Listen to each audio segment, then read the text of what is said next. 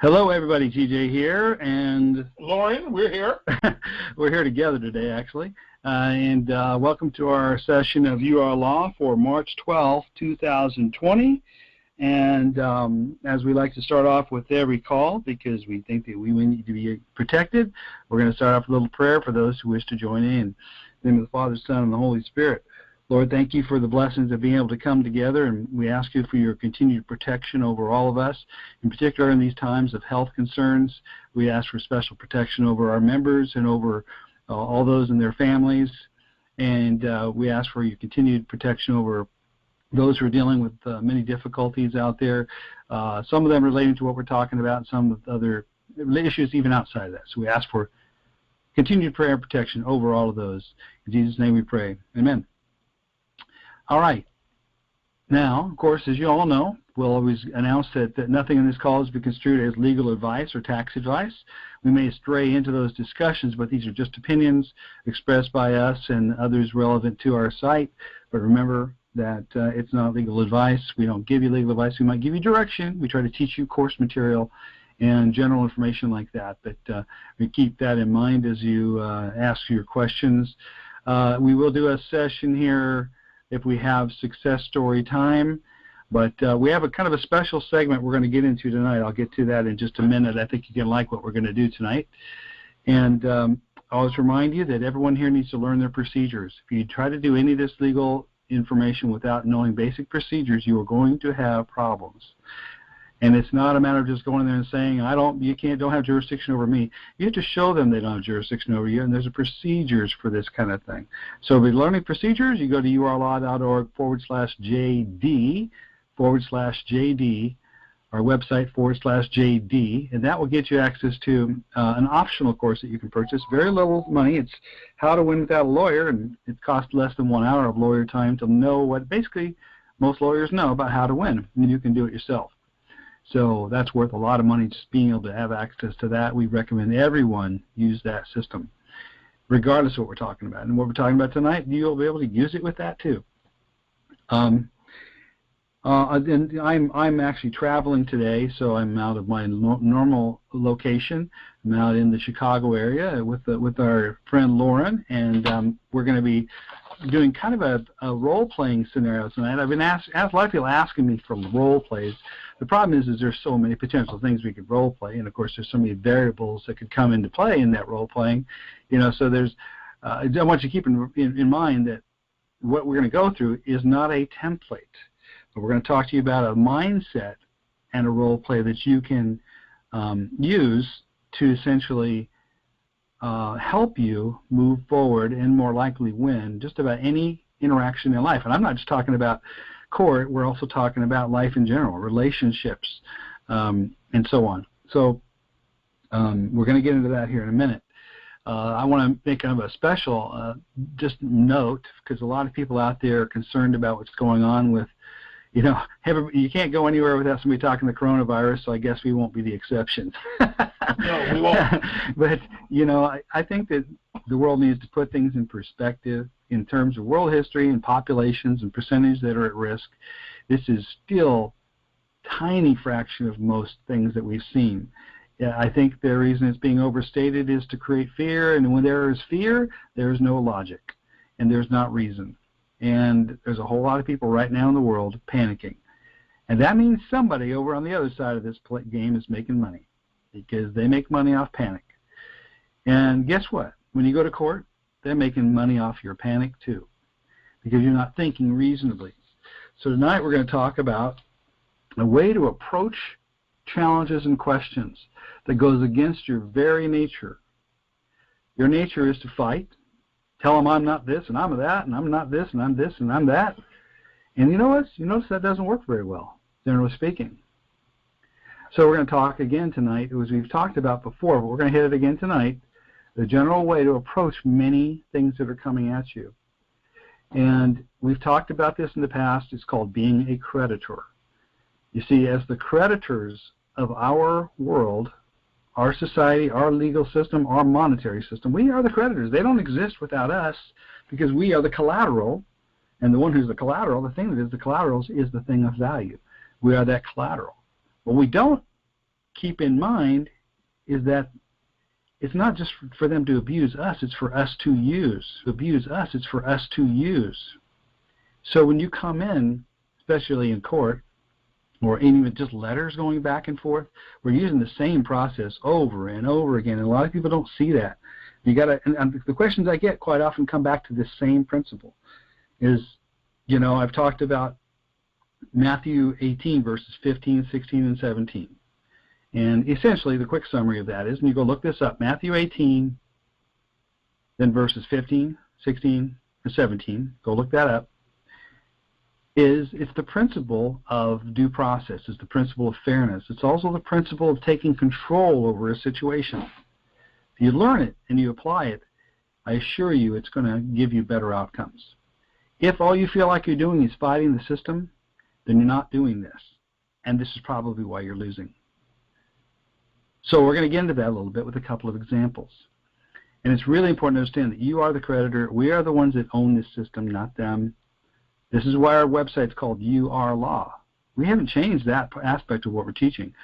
So we have to bring it back to center, though, every now and then, because people get off. They get angry. They're doing this, and they're doing that, and they're doing this, and they're doing that. Yet I don't hear people often saying the words we're going to teach you tonight, which tells me that you're fighting instead of accepting. The key to winning is accepting, not fighting. I know that goes against your nature, but if you go to Matthew 18, verses 15, 16, and 17, it tells you the process. If you got a problem with your brother, go to your brother and work it out. You don't take him to court. If they won't work with you, you bring a second witness, and then you work it out with them. That's called arbitration. Our legal system has all this built into it, but you need to do these things first before you ever go to court. If you're going to court and you lose, don't blame me because you didn't follow the process. The final step is, verse 17 basically is, if he won't listen to you, you can treat him as a publican or a tax collector. It depends on which version you look at. And essentially that means you can take him to court. So many of us jump into court without ever doing any administrative process first. And I think I told the story about my son who went to his speeding ticket trial. And after I thought about it, I realized he was the perfect creditor through that whole process. So I'm going to lay out his story first, and then we're going to go into some examples. What happened was he got a speeding ticket, first ticket. He doesn't know a whole lot. You know, just because he's my son doesn't mean he knows anything, because it's up to him to decide how he's going to speak. But I told him to calm down, just speak to him, you know, but don't answer too many questions. But I meant don't answer any questions except maybe your name. I'm okay with giving a name and giving ID. That's not the problem. The problem is what happens after that. And so he gets pulled over for speeding on an Indian reservation in Central Oregon, of all places, which means we're in 2 jurisdictions, not 1. And the cop comes up, and of course police or officers are trained to ask a question. And it's not just polite, it's not just being friendly, it's not being confrontational, it's just how they're trained. And he says, well, I clocked you going 78. Why were you speeding? And he said, well, I had to pee. Well, my son, without realizing, just confessed. So before the trial, we decided to start asking for discovery. A lot of different things we talked about. In fact, Lauren was on our call, you know, a while back, and he brought about these things you can ask for in discovery. Give him some examples of things you can ask for in discovery, but you have to do this very early, way before the trial. In fact, get a deferral of the trial until you get the discovery, because you have a right to see evidence, ladies and gentlemen. How can they have a trial without evidence? But they do it all the time, especially in traffic. So what are the things they could ask for example? Some of the things you can ask for, like the oath of office, their bond. You can ask for their certification for a particular radar gun, or when were you last trained on speeding cars? What would that look like? You can ask for all of the audio. You can ask for the cam. If he's got a body cam, you can get that footage. If he's got a cam on his car, a camera on his car, you can ask for that footage. You can even ask for the footage that he called in the license plate number to get who owned the car and what was said in that conversation. The recordings, yeah. You can ask for all of that stuff, and that's all part of discovery. And they've got to give it to you. And those are just a few of them. There are more that you can ask for. You know, oath of office, bonds. Yeah. Well, actually, if you guys look in, yeah.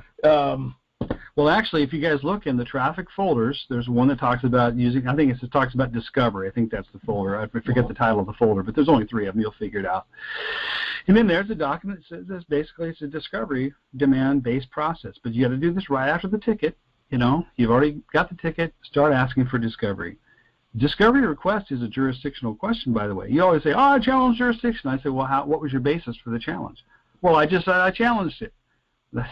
You see all the stuff on the internet that's half-cocked that doesn't have the full explanation of what that means.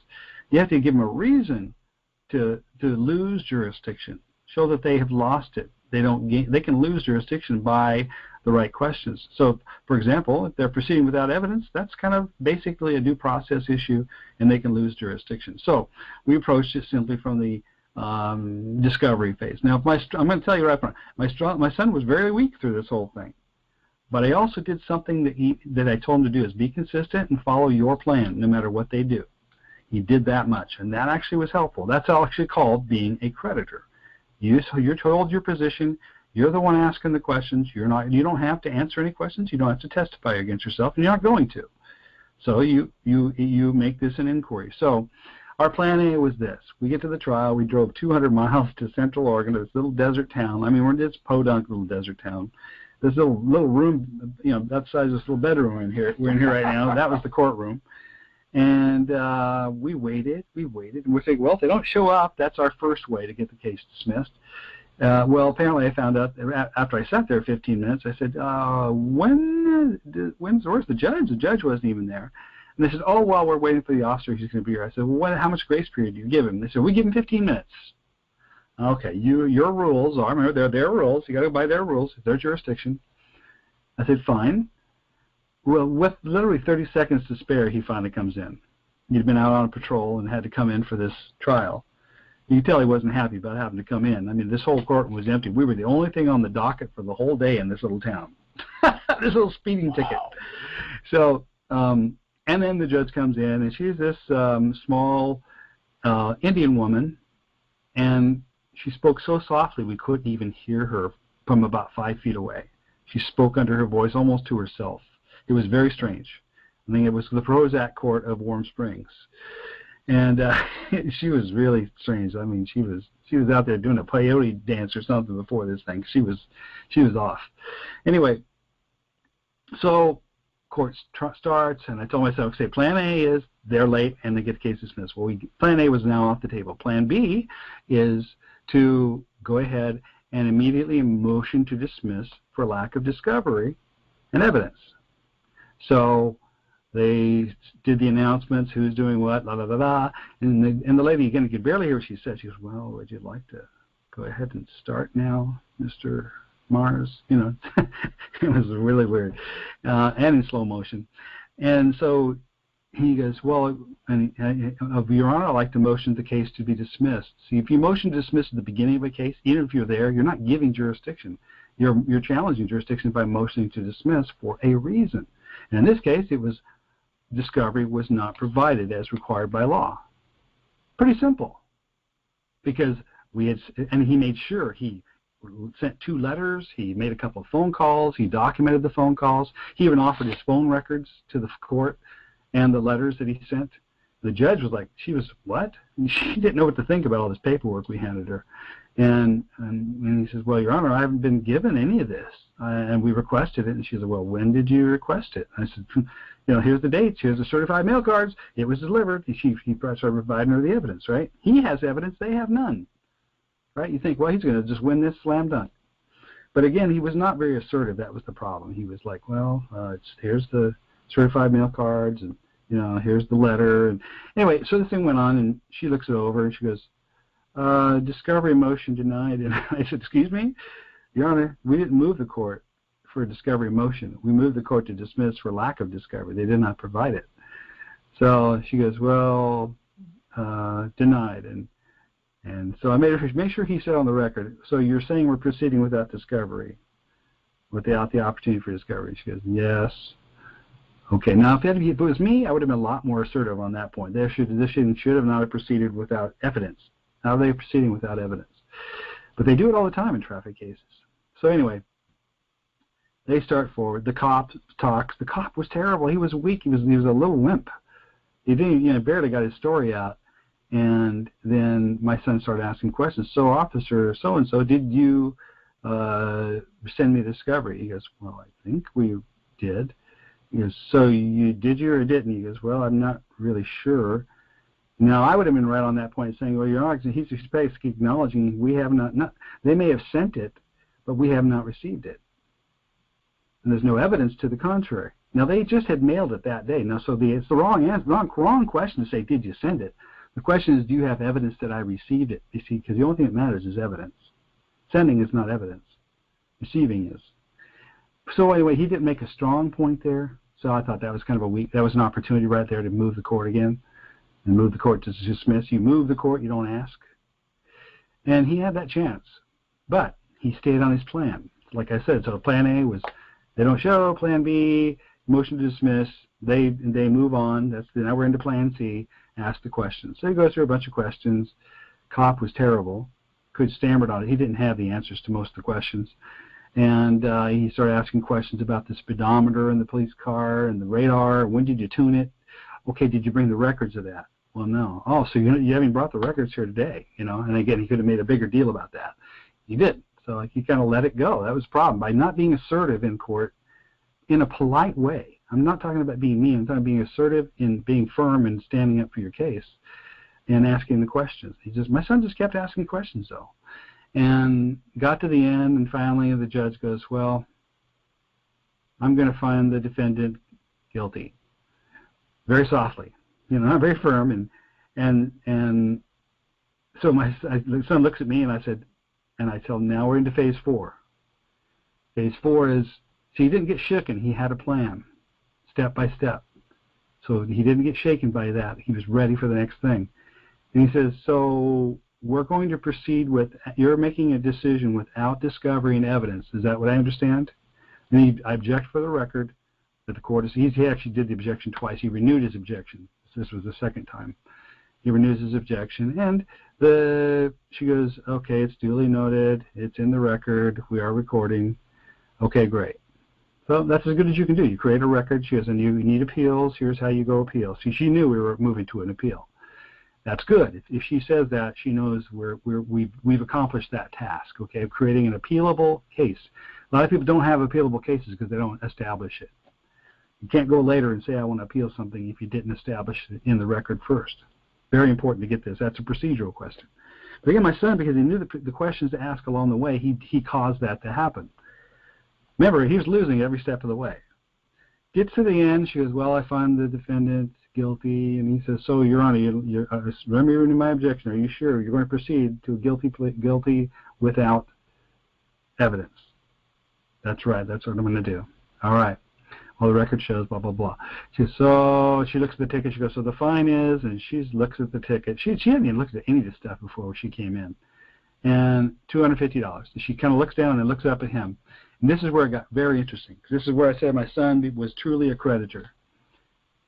He goes, so in light of you making the ruling without discovery, see, he brought it up again, well, I can accept that as, as long as you can. He goes, say what? No, I'm sorry, back up. He says, since you didn't have discovery, is that really the best you can do? That's a conditional acceptance of the $250 offer. Is that the best you can do? You never put a number on the table when you're negotiating. You keep asking questions. And she looks up at him like, oh, my gosh, this guy won't go away. And she says, 200? She asked it like a question. You know the creditor is when they're asking you questions? 200?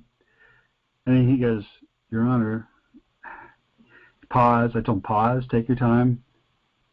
Is that really, with the consideration of the conditions here, is that really the best you can do?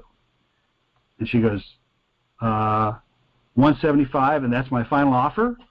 Oh, and there won't be any points? Now, we were actually making good progress there because the points wasn't the big part. And so she offered that, and he finally says, okay, I'll accept that. He accepted. This is all done with about a conflict, screaming, no conflict, no screaming, the pressure really was pretty low. He was a little more nervous because he's not used to this, but The point is he stayed on plan. He kept moving. And even in the end, he conditionally accepted, made counteroffers, 2 counteroffers, always 2. That's out because your first one was the offer. Then he made 2 counteroffers. And then finally he got a number and conditions that were acceptable. Now, see, the problem is remember, we're all running around saying the government's doing this and they're doing this to me and they're doing that to me. And sometimes it's true that people do bad things to you, no question about it. But you were in that relationship. You were in that car. Your foot was on that throttle. You were the one who picked up that glass. You see what I'm saying? You know, there was an issue maybe for child support. Maybe you didn't pay it. I'm just saying that we all have some responsibility in many of the situations we're in. Not all, but most. So once you accept responsibility, you are beginning to grow. And then you can resolve the problem. Jesus said, you know, if your brother, you know, comes after you, essentially, you know, you're supposed to love your enemy, and if he really wants to take you out, take the punch, accept it, and then turn the other cheek and let him do it again. And then you'll prove and you love your brother. And then you can get something done. Okay? I'm not going to get into specific questions on this right now. This isn't about tickets. This isn't what this is about. We're talking about how to handle your business, how to ask questions. Okay? So just keep that in mind. And how to stay in control. See, by the one who's asking questions is as king. As king. That's syntaxed for as king. Because we are the kings. But we don't know how to handle our business with these courts. We get in there and think that we have to do what they say. They really have to do what you ask. When we move the court, we're moving the court because we can. So that's a perfect example of a creditor. He just stayed on task, followed through to the end. He did his research. He knew what questions to ask based on the law. You know, so for example, somebody asks, you know, well, a ticket for expired plates. Okay, well, you better know what the law is before you ask these questions. Go look it up. You know, well, I'll accept your offer upon proof of claim that I was required to have plates on this particular mode of transportation. If you say vehicle, you lose because vehicle, it does require plates. You see? So you could pull up the law, tell them to start citing the law, and tell them to tell you how you violated that particular law if you were not engaged in commerce or driving a vehicle. You can make that part of your discovery motion. And if they don't show up, then you can make it about discovery again. You see? You get right back to in control by knowing the right questions to ask. So you do some research. It takes a little effort. This takes effort, folks. You know what's harder? The hardest thing about this? What's the hardest thing about doing these conditional acceptance, Lauren? Remembering what your point is, where you're trying to go with it for me. Yeah. Well, for me, it's the hardest thing to remember is I'm not going to argue. I'm going to agree and accept to a certain degree, the right way, said the proper way. I'm going to accept what they're saying so long as they can prove something. Accept so long as you can prove. Accept as long as you can prove. Or I conditionally accept if you will prove. But it's always accept and prove. Accept and prove. You can keep memorize that, but you have to practice this. This takes daily practice because your whole day is probably spent saying other people did this and they did that and they did this and look what the government's doing, look what Trump did, and everybody's just running around blaming somebody else. Accept you're part of it, and then ask, though, but where's this evidence? Where's the proof of this? Where's the proof of that? Okay? And, of course, plan what those questions should be in advance. You don't have to memorize them, and you don't have to be like a robot saying, I conditionally accept upon proof of claim that, you know, that you sound like a robot. A conditional acceptance is just, well, I can do what you're saying if you can prove something, or if, you know, I'm saying you have a format that you follow every time. But obviously don't start until you know what you're going to ask. Kind of a good idea. So what we're going to do is Lauren and I put a few rough scenarios, and these are rough. We're going to be thinking out loud because I want you to understand this is not a script we're about to give you. It's a way of thinking. It's a way to ask questions, especially if you could do these questions before court, during court, after court, at sentencing you can do this, by the way. So this is always relevant all the way through. Like, for example, if you get a bill collector sending you bills, what do we generally send them? Well, we do a qualified written request. We're asking written questions telling them to prove something. and then we'll pay. Well, that's like saying, gee, I accept your assertion that I owe you something if you can prove X, Y, and Z.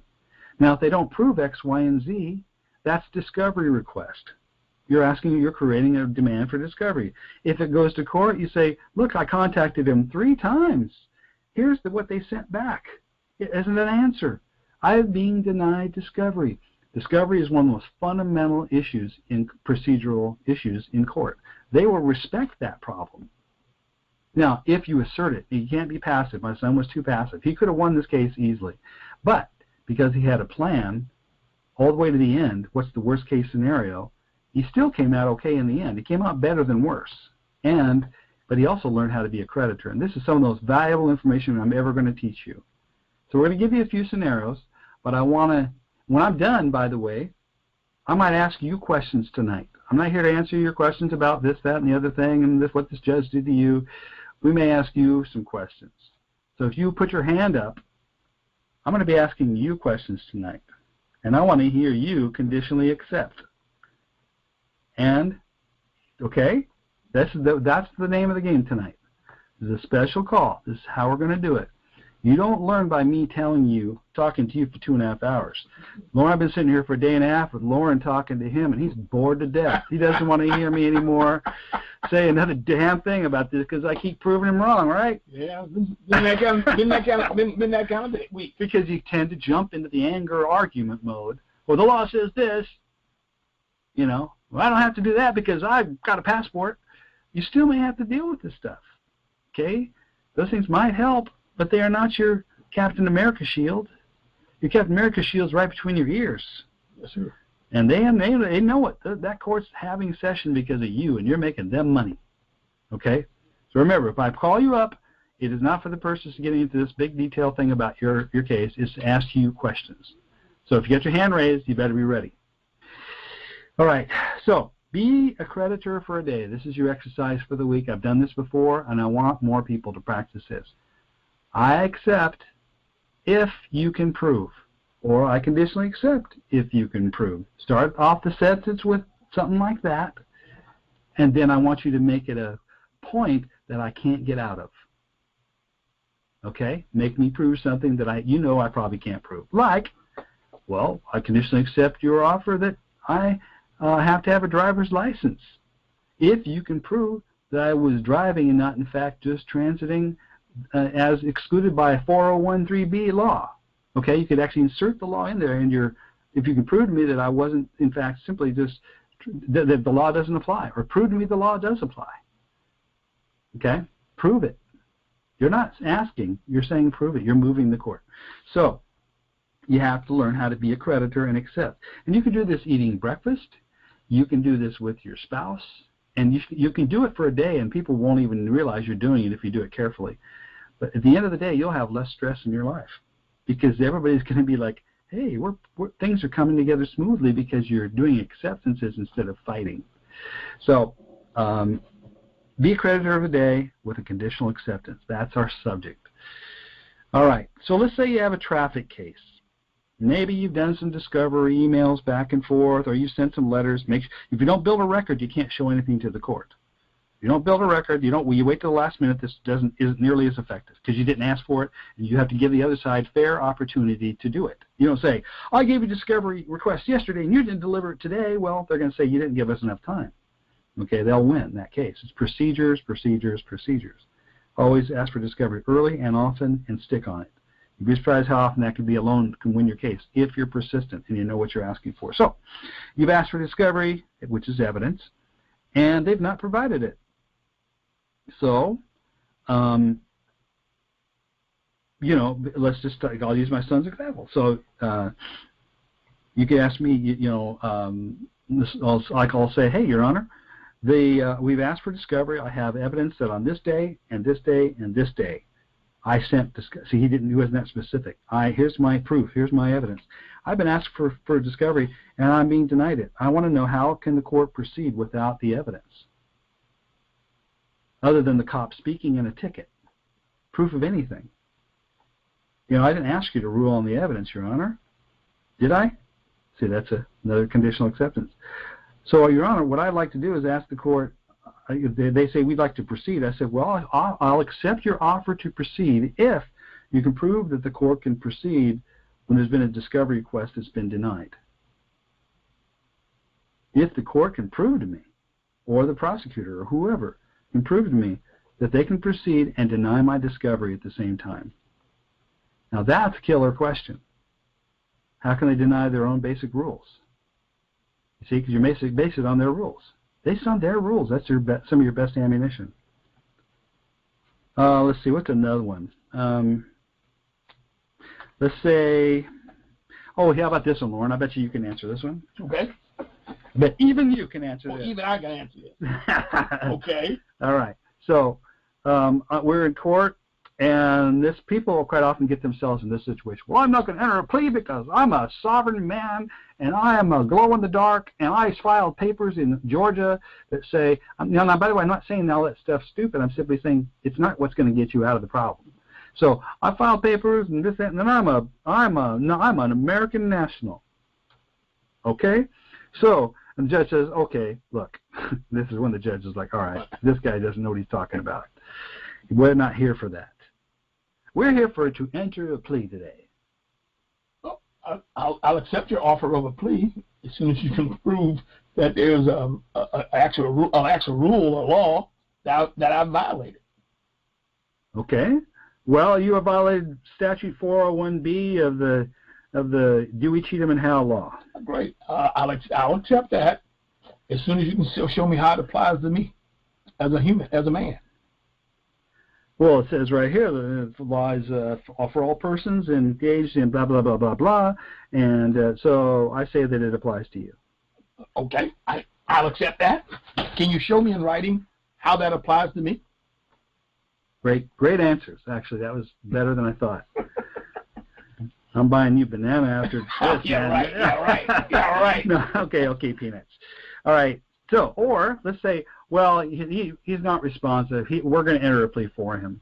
I enter a plea of not. Yeah? Objection. I'll accept your plea if you can show me where you're on the record that you represent me as an attorney. Well, I don't have to. I'm a judge. I'm special. I'll accept the fact that you're a judge, but I'm going to object because unless we have a contract signed between you and I, how can you represent me? Well, I'm not representing you. I'm just doing my job as a judge, so I'm just going to go ahead and enter a plea of not guilty for you. Objection. I will accept it. I will accept the fact that you're a judge and you're going to enter a plea, but I don't have anything that shows that you represent me. Well, on proof of claim that you have it. Let's change it to I want that proof of claim, proof that you have a contract with the right to represent me on the record. And if you don't have that contract, then I move the court to dismiss the case. They can go right into your dismissal. Now you move the court because they failed. That's when you move. You move the court. You don't ask. All right. Good. That's good. That was a good one. Okay. Now let's talk about another common situation: child support hearings and things like that. You're there to say, you need to pay the child support and all that stuff. Now, let me tell you something about child support. When I talk about child support, I think every man or woman, depending on what side of this you're on, has a duty to take care of their kids and should be taking care of this outside the child support system. Now, let's start at the beginning. Let's start about where you should fix this problem with your brother first. Matthew 18, verse 15 says, go to your brother and work it out with them first. So many people dealing with children and divorces just don't keep their kids in mind first. Their egos get in the way. So one might say to the spouse, say you're the wife, saying to the husband, you get in here and you're going to pay me this money or I'm taking you to court. You want to take me to court? Interesting. I'd be interested in going to court, but perhaps if we can work something out where I can make a payment and this is what I can afford and I have this check in hand, will that suffice us from going to court? Okay, that's a conditional acceptance. Instead of arguing, oh, I don't have to, and you can go ahead and take me to court. See, you should try to work it out first. And also, if you did go to court after that, now you're going to have produced evidence that you've been in good faith. If you don't come to court in good faith, especially with these kind of situations, it just doesn't go well for you. So let's say that we have gotten to court, though, and you've shown up, and as I was recommending it, if you ever go to court for child support or a bill of any kind, any bill, tax bill, credit card bill, whatever, bring some money in and have it right there ready to hand over, okay? This is important because it's called the clean hands doctrine. It shows you're coming in good faith. Don't come in there just completely empty-handed. Say, because I'm not saying you're going to give them the money just yet, but or maybe you have given it to them. But either way, you have proof in your hand. That's your evidence. So here you go. You say, well, you're here to hear the hearing about, you're going to have to pay this child support, and we're going to hold your passport, which are doing a lot of people. We spoke to somebody today in that same situation, and then they would get started, and maybe so. You have anything to say for yourself, Lauren? Well, I'll accept the fact that we're here to settle this matter, and the court. And I would suggest I have a check in my hand to satisfy this matter, or part of it, maybe just a payment. I have a payment to satisfy the first payment, and on accepting of this payment, I need to release my I'd like to have my passport released so that I can go make money. Well, how do we know you're going to make future payments? Well, because I'm here today, and I'm not. I'll accept the fact that you're concerned about future payments. I'll be back, or I'll mail it to DFS on this particular date. Okay, that was a little bit of a argument. Now let me see if I could do it just a little. You go. I'm thinking out loud too, folks. This is not a script. This is a way of thinking. What do we want to get to? We want them to agree to something I can afford. And if you have no intention of paying, you better not go to court, because it ain't going to go well for you. I'm just telling you right now. You can challenge the jurisdiction. Yes, you can do that. But I'm just saying, let's say you want to just take the sort of softest way out, where you're not going to get beat up for the rest of your life and have your passport taken away and be arrested and, they're coming after your accounts. If you like that kind of thing, go right ahead and do it. But I'm just telling you, it's really a sort of a softball way to deal with this. So, Your Honor, I'm here on this matter, and I want the court, before I start, I want the court to know I brought a payment plan that I can afford. So I accept your offer to pay the child support, so long as we can work out a payment plan that I can reasonably afford. And again, I'm coming in good faith. I brought you the first payment here today, so that gives you credibility, right? And so long as the court will lift my passport restriction, as long as I maintain that payment agreement. See, that's a big deal. People getting their passports taken. So I'll happily work something out, and I'm coming in good faith, so long as another way to put the condition in, that you'll accept that I'll do my best to come up with this plan, and as we can come to an agreeable plan that I can reasonably afford, then I will be happy. I just would ask that the passport be returned right away. As long as and I've already made the first payment. See, you're coming in with some good hands, clean hands. And another way it might come at you is, well, you owe this back payments and penalties, and maybe you just can't afford it, Well, so I accept your offer upon proof of claim that right now I've already laid some money out here. I can't afford what you're asking. My income doesn't support that. But I do, to make income, I need the passport. I have to travel for those purposes. So if the court will release the passport, here's my first payment. I will maintain a reasonable payment plan, but we need to look for a way to make this affordable. See, by coming in and accepting guys come in and get just beat up because they're like, you can't touch me, you can't do this, you can't do that. Well, guess what happens? The court just goes, you're going to pay, we're taking your passport, and, we're going to also, dip into all your accounts. See, you're actually showing no good faith. Provide proof that you did. If you paid her a payment, for example, say, here's the receipt, the payment I gave her last week. I'm already trying to take care of this. I just want the court's indulgence to work with me on this. Now, if you've got in there 10 times and really caused all kinds of chaos, it's going to be tougher.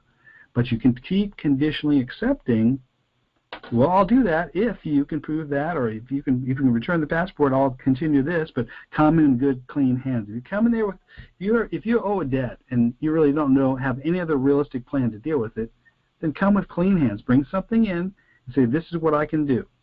I can tell you this has worked on a lot of credit card cases, right? Absolutely. You go to a credit card company and you say, I can't make these payments anymore. And then you say, well, here's $40, and I'll pay you $40 every month.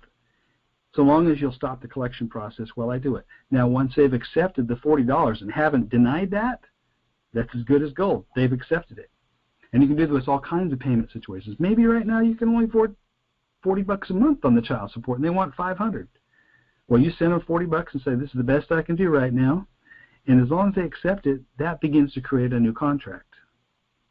It's a conditional offer. I'll give this to you. This is all I can do right now. That's a conditional offer, but I will maintain that and be consistent. If you're not consistent, you know, and then they'll come back to you and say, if you take you to court, say, he's only paying $40 a month. Your Honor, I haven't been working in 8 months. Here's the proof. Bring proof. Never just blab it out. And say, I paid $40 a month. I'll continue that payment plan so long as the court will acknowledge that that's the best I can do. Again, it's a conditional offer. It's a way to negotiate without looking like a cheap-ass, you know, I ain't going to pay thing. Because sometimes people start pulling the status thing out, and it immediately looks like, oh, he's just trying to get away with something. We've never been about helping you get away with something. We're about helping you come in honor and resolve the problem. Okay? And you probably have something to do with it. Because last time I checked, babies aren't born without a man and a woman involved. Not going to happen. So, you know, it all starts right there. So we'd have a much more peaceful world if people would just try to first work it out, first before you go to court. If there's a moderator process, you try that. I had a conversation with a fellow who had a child support case, and he basically did a very similar thing. It was just this week. Now, he also used a little syntax in here, too, because, by the way, our syntax offer is a conditional acceptance as well. When we use syntax, we're saying, but also we need to communicate in this quantum language that's clear so all parties are on the same page. That's all it's saying. But he had a situation, went to court. He really wasn't very well prepared. Just sort of beat him up and says, you're abusing your children, and you need to go over here to this child support division and interview an officer there. So he got his head together. He said, I'm going to approach this with conditional acceptance all the way through. That's what he decided. Instead of thinking, how do I get away with it? You know, he says, I'm going to go with a conditional acceptance. And so came in there with some money. He says, well, I think that's what he did initially. And he says, look, here's what I can do. He says, but they said, well, we want to ask you some questions. And he says, well, accept your offer to answer questions if you can show me the law that requires me to answer questions. And, of course, we all know the Fifth Amendment that requires us not to self-confess. They can't write laws to tell you you have to. You know, they can summons you to an IRS hearing. Doesn't mean you have to speak. See? You're getting it all wrong. You got to play the game, do exactly what they ask, and then show them you did what they asked you to do. So he says, well, and they frustrated the lady. He says, no, I'm ready to do this. I'm ready to negotiate. I even put a little bit of money up here today, but I want you to, you know, I want basically you to work with me on this because you have no proof of claim that I have to answer any questions. Well, the judge sent you here to answer questions. I said, can the judge compel me to answer questions? Well, you wouldn't mind if you can show me that law. I'd be happy to do it.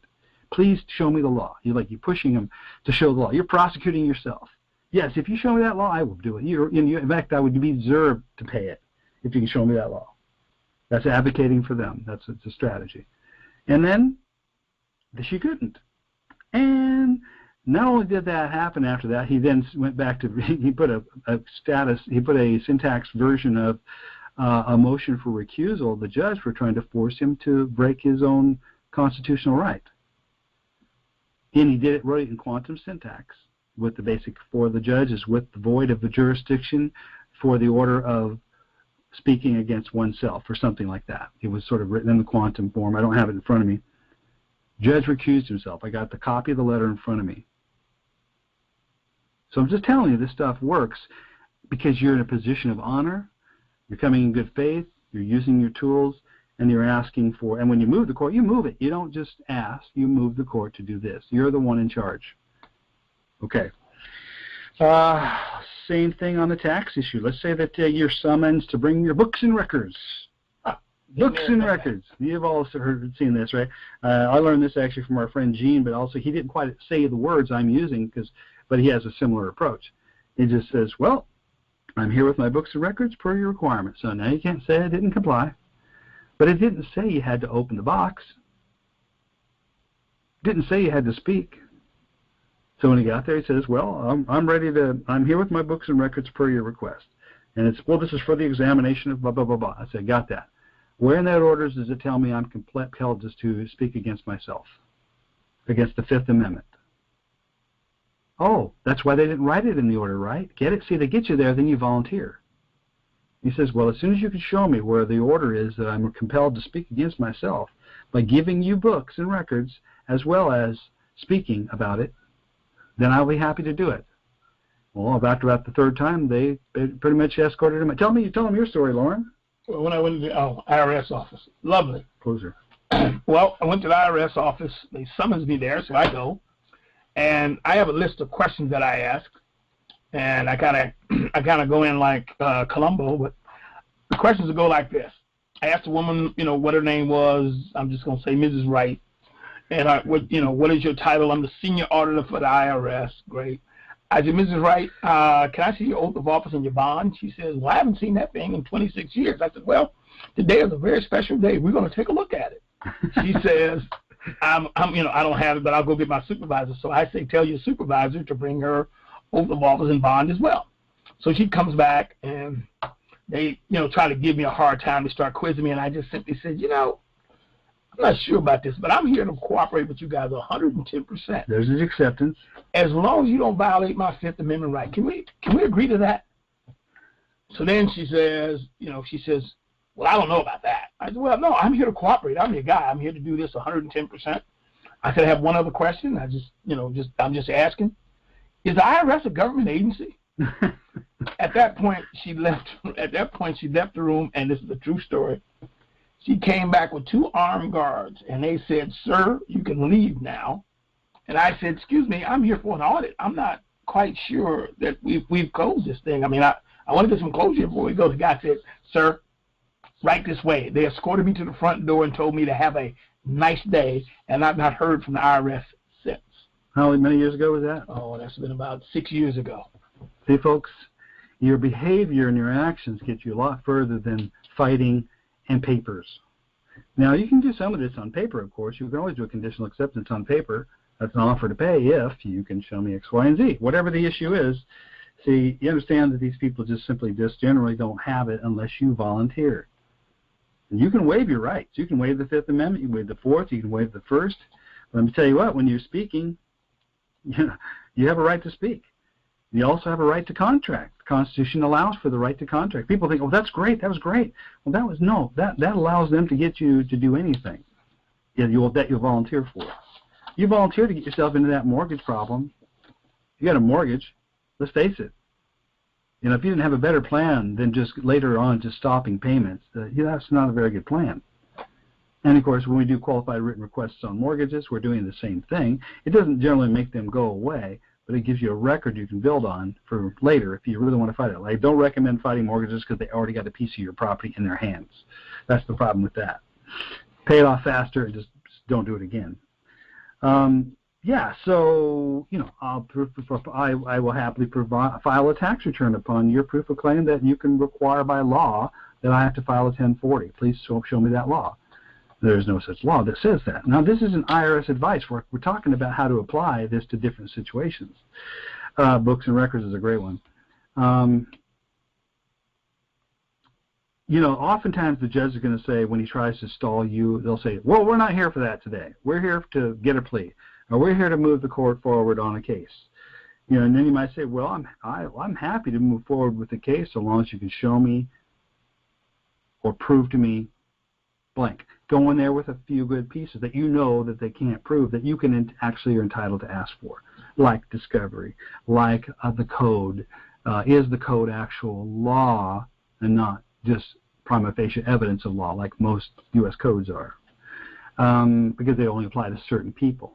If it's positive law, it applies to everybody. Most of the federal laws are not positive law. They're not published in the Federal Register, then there's been no public notice of it. And by the way, that includes a few titles that most of us have to deal with occasionally, like traffic titles, tax titles. All those things are not positive law. Now, you don't go in there saying it and claiming it. You just say, I'll be happy to do it if you can show me that it's not positive law or something like that. My point is find their weakness, put the conditions on it, go in there with a few questions you want to ask, and stay on point. Well, we're not here for that. Well, we're going to go do this now.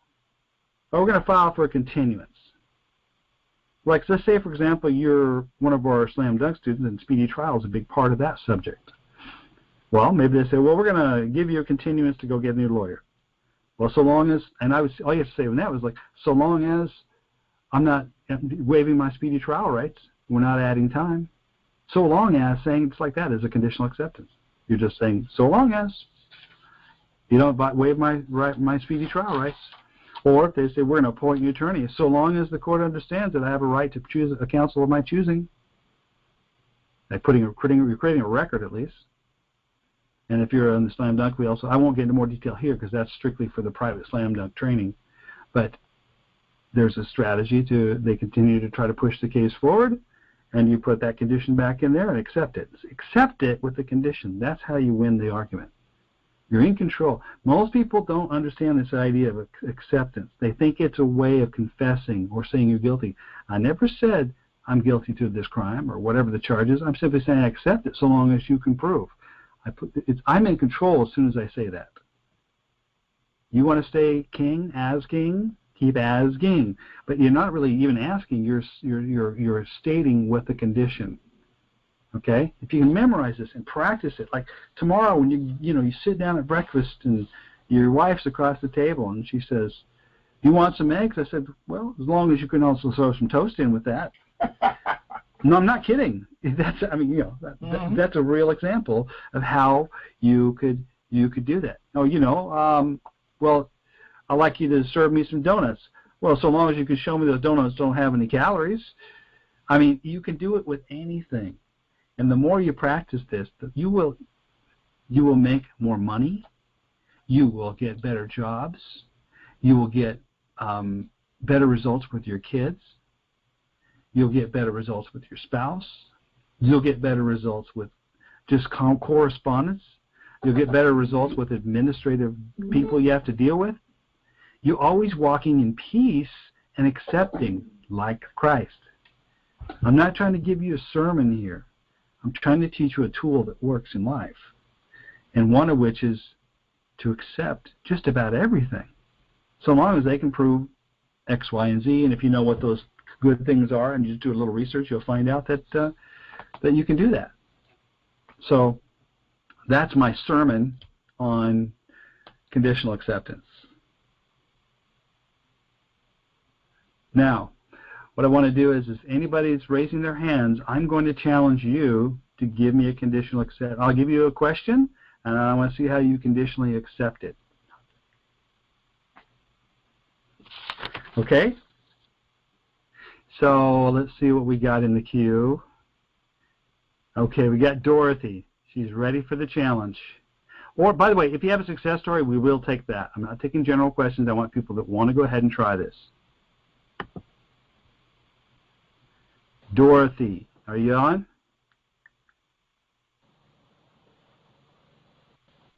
Oh, wait a minute. Dorothy, are you up? Hi. Hello. Oh. How are you? Hi. I'm calling and I'm asking about the silver bond. Okay, are you ready to ask me are you ready to answer a question about conditional acceptance like we've been talking about? Yes, I will. Okay, so if we want to make it about silver bond, that's fine. Okay, so let's say that you're coming into court, you've submitted the silver bond privately, which is a private instrument, not to the public. You don't put it in the public. Well, the prosecutor put it in the public record. Okay. All right, that's fine. So let's say now you're going to court and you want to bring this up. Uh-huh. Okay, we're going to proceed today, and it looks to me like, well, what is going on more or less in your next hearing? Let's try to get a real scenario going. What's happening in your next hearing? What's it about? Okay, I submitted a silver bond for conditional acceptance to try to settle the matter without going to trial. And when we went before the judge said, I totally ignore silver bonds. The only bonds that I accept are from bonding companies. But the prosecutor immediately said that she filed it with the clerk. But they have removed that particular prosecutor from the case, and I believe it had something maybe to do with the silver bond. And so the judge just totally ignored it and said that she didn't have to review it. Didn't have or to. Okay. It. Did he ignore it, or did he throw you an offer? I mean, she told everything me the judge says is an offer. Keep this in mind. Uh-huh. He threw something out at you. Did you hit the tennis ball back with the counteroffer? No, I did not. Okay, so let's talk about that. There's our scenario. So he says, I can ignore this. You could say, well, I'll accept that you think you can ignore this so long as you understand that that bond was there to settle the case. How can you ignore a financial settlement of the case? Okay.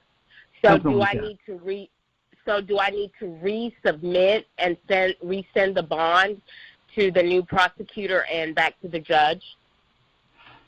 I don't know. Maybe that makes sense. If it makes sense to you and you can back it up next time. Okay. You know, it's really more All about right. how you plan on dealing with the obstacle. Remember I said my son had a 4-step plan. He stayed on it, even Okay. expecting it to get turned down. Then what? How are you going to respond to that?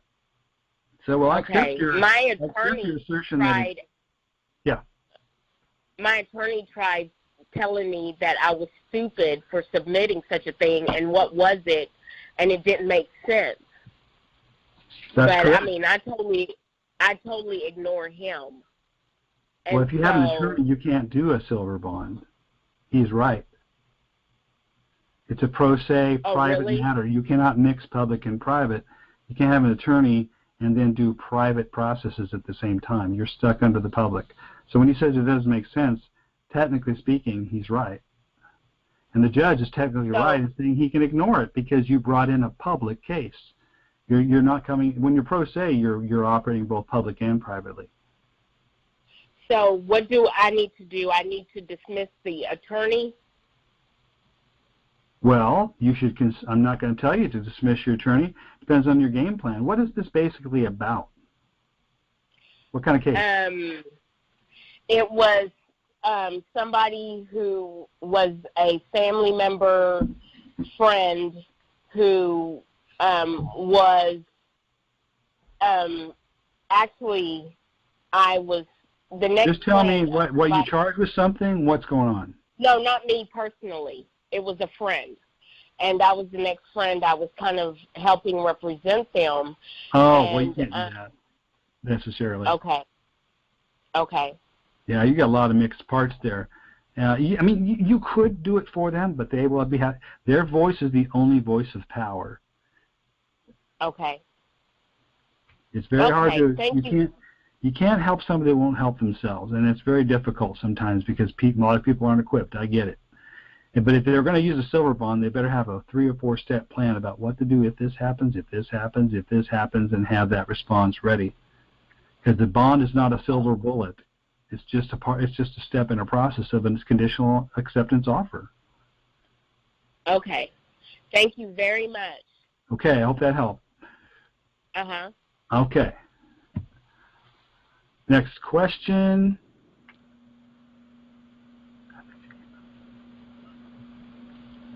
Go ahead. Who's up next? Let's see. Okay. Andy. Hello. I hear a lot of papers, a lot of noise. Andy. Hello. It says Andy on screen. Is that who am I talking to? Yeah. Hey.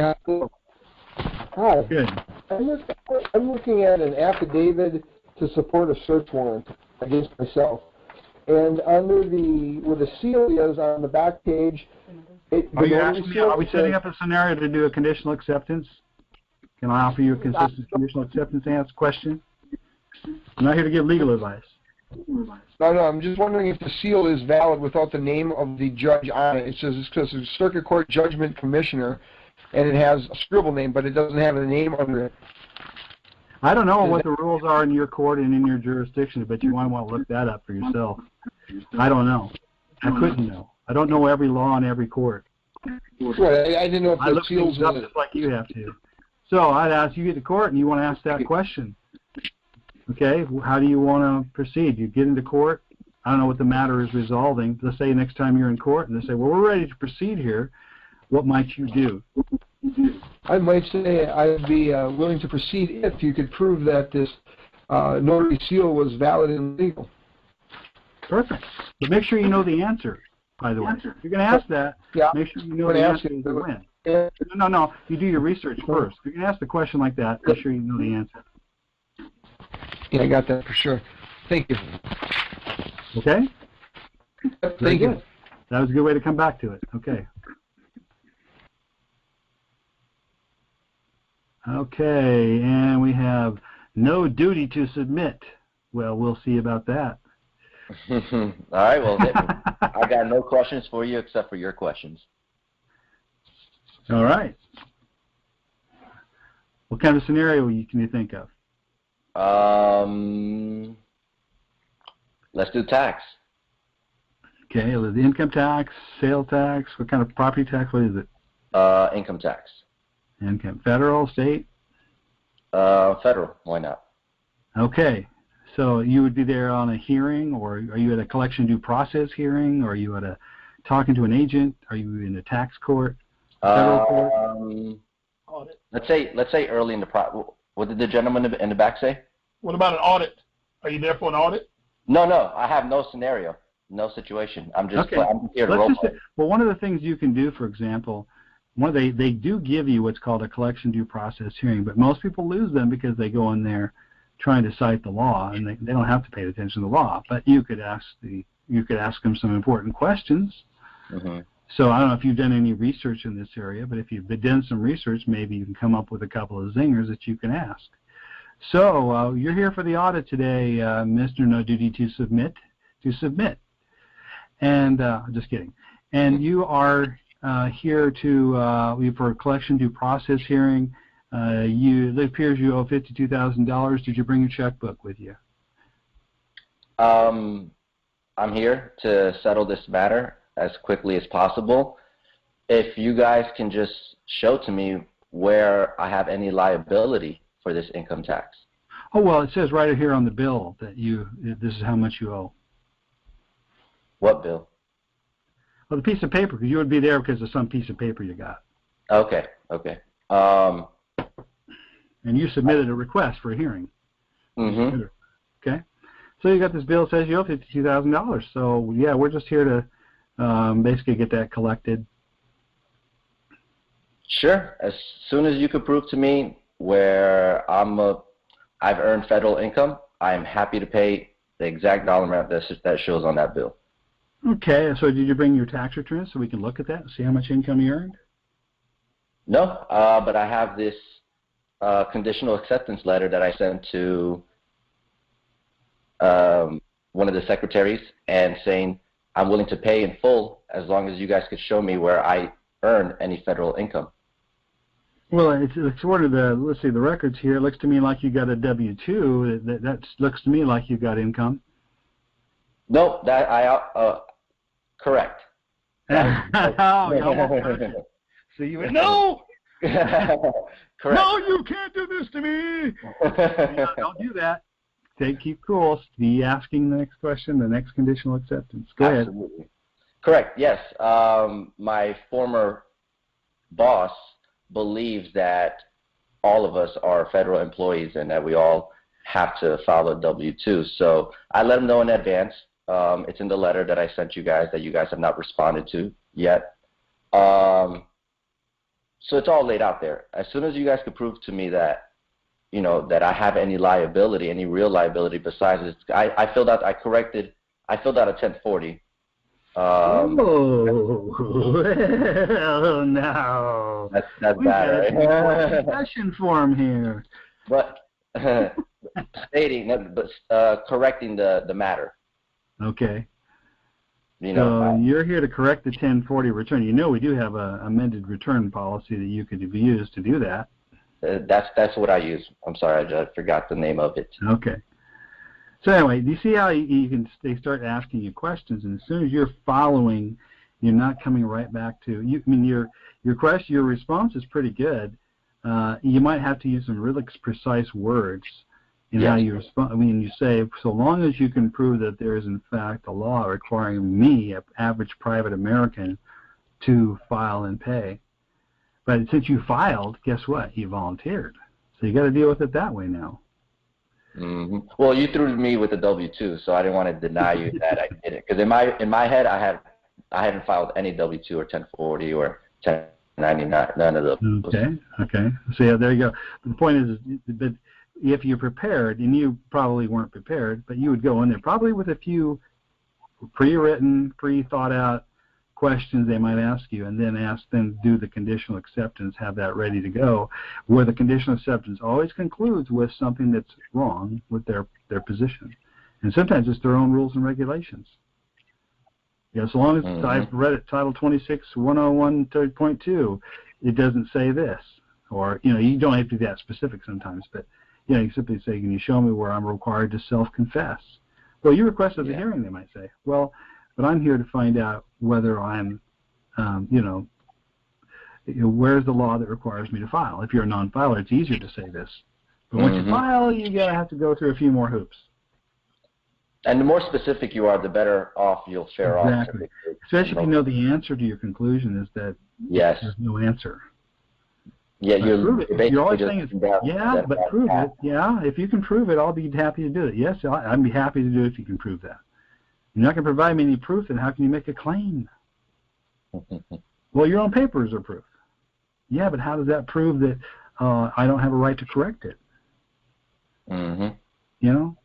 So there you go. Cool. There you go. All right. That's it then, I guess. We'll move to the next one. Thank you. Yep. Okay, I don't have anybody in the queue at the moment. Hope I didn't cut anybody out accidentally or anything.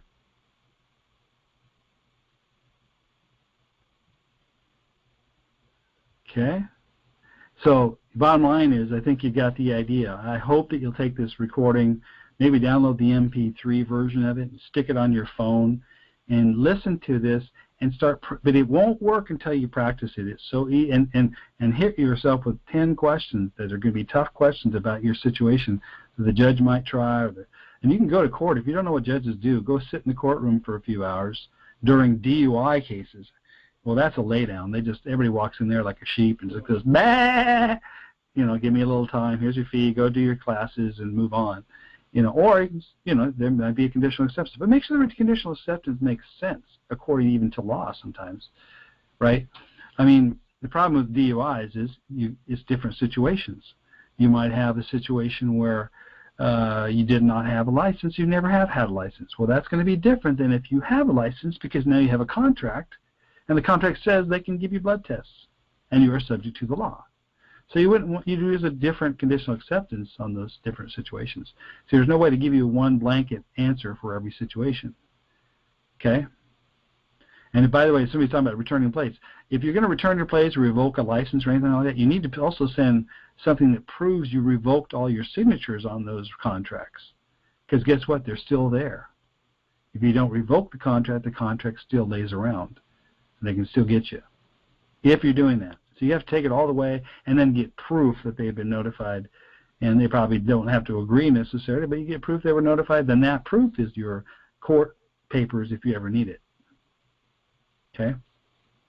Somebody's saying, can you keep your license? Well, yes, I can. Can you keep your license too? Yes, I can. Okay. I can. I don't know what that question beyond that means. And drive with no plates. Well, I can. There's a car sitting in the parking lot right now. I got keys. I'll take my wallet out of my pocket. The car has no plates on it, and I will walk out there and start it up and going. See, I just conditionally accepted your offer. You said, can you keep your license and drive with no plates? Yes, I can. I tell you what, I'm going to go drive that car upon proof of claim that I can't by putting the key in and starting the engine. The question's got to be more precise. What's more precise? See, language is also our biggest problem. Can one keep their license and drive with no plates? Sure you can. I don't know what's going to happen. If you get pulled over, now what does the law say? What do you even understand? And when you see vehicle, motor vehicle, and all these things, is that actually your car? Or is your car just a transportation, device, or whatever you want to call it? Once you say vehicle, that's a legal term for a commercial vehicle subject to licensure. So the question has to be clearer. It's an old truck for a dump only. Okay. You want me to tell you what your law says in your state and tell you what you understand about your law? That's my conditional acceptance of your posting. Is that what you want me to do? See, once you get this down, you can't think of things any other way. Logic, reason, and acceptance is really the key. So, well, that was a fairly quick session. I have no other questions in the queue at this point. What do you call a motorcycle? Well, I don't know, but I call a motorcycle. I'll accept your offer with the question of what do I call a motorcycle by answering the question, a motorcycle is a motorcycle. What else can you call it? Scooter? What does the law say about it in your state? And what is another thing you could call it? You can call it whatever. Can't you call it whatever you want? Or do you need the government to tell you what you can call it? Think about the answer. My two-wheeled motorized vehicle, motorized bike, a motorized bike. I don't call it. You use it, whatever they call it. Just don't call it that. Okay. Motorized scooter. Yeah, motorized bike. I call it a motorized bike. Who can prove that? Okay, I accept your offer that I was driving a motorcycle upon proof of claim that I don't call it a motorized bike. Prove it. Prove I'm wrong. Please prove I'm wrong, and I will pay the bill. See, he has to prove what you think something is. See, that's the art of this. You see, keep wanting to jump to somebody telling you what it is, rather than you telling them with your question, tell me what it is, and I'll do it. Prove to me that it's that, and it's not this, if I call it that. See? You just got to think your way through the question a little bit, and you'll get it. See, it says it is a motorcycle as a vehicle, but a vehicle is a car, is a motorized, is a commercial deal. Okay, that's the codes you're referring to, and that's what they call it. So what do you call it? Personal conveyance. That's a good one. That could be the same thing as a car. That's my personal conveyance. I could accept your offer that I was driving a motorcycle. Driving is a commercial term, like Uber. Upon proof of claim that I don't consider it to be a personal conveyance and it's not covered by your codes. Think your way through this. Formulate a logical, conditional acceptance of what they're claiming and put it back to them with a proof of claim offer. It's always, well, I'll accept that you want to fine me for riding this motorcycle, which is a vehicle, upon proof of claim that it's not, in fact, my personal conveyance as I refer to it as, and therefore not subject to this code. Prove it. That's all you're saying is prove it. All this is saying, okay, I see what you're saying, and I'll pay it if you can prove that it's not this. Okay? So that's the process. Listen, folks, I know it's a shorter one, but we've got to get going here. I appreciate you taking the time. As I'm traveling, I'm tight on time, but I will always try to answer your questions on the Telegram group. If you're not using Telegram, you're missing out. And it tells you how to get that on the premium member page. And do you have anything to add, Lauren, before we go? I don't have anything. It's been a great call. All right, so take this recording, download it, put it on your phone, think about it, and you'll come up with your own answers. Sometimes it takes a little bit of research, and you could even say, I conditionally accept your offer that I broke the law so long as you can show me that the Ninth Circuit case on Boyd versus Johnson doesn't say that that's not the law, or something like that. You can put things into it depending on the situation. You have to do research. This takes work. Somebody says 18 minutes is the shortest. Actually, it's an hour and 18 minutes, so it's not the shortest ever. But I'm actually taking conditional acceptance questions. But it's right to the point, wasn't it? go practice this. Next week we'll probably do a little bit more on this. Actually, no, next week, I'm sorry. Next week, I have a conflict because I'm traveling again that day. So watch for an announcement on the time change on that, too. And probably won't even be Thursday because I also have immediately something to get back to that day, too. So anyway, probably no call next week. But keep asking your questions. And, yeah, it seems fast, but we covered a lot very quickly. I hope it was good. And, again, you always have the video version of this. You can go to our replays, and also on the downloads, there's audio downloads, MP3s available to you. That may take me a little slower to get uploaded because I'm remote, but it will be there shortly. It's always there by date. So anyway, it'll probably be labeled conditional acceptance. Anyway, that's it for now, and we'll talk to you all soon. See ya.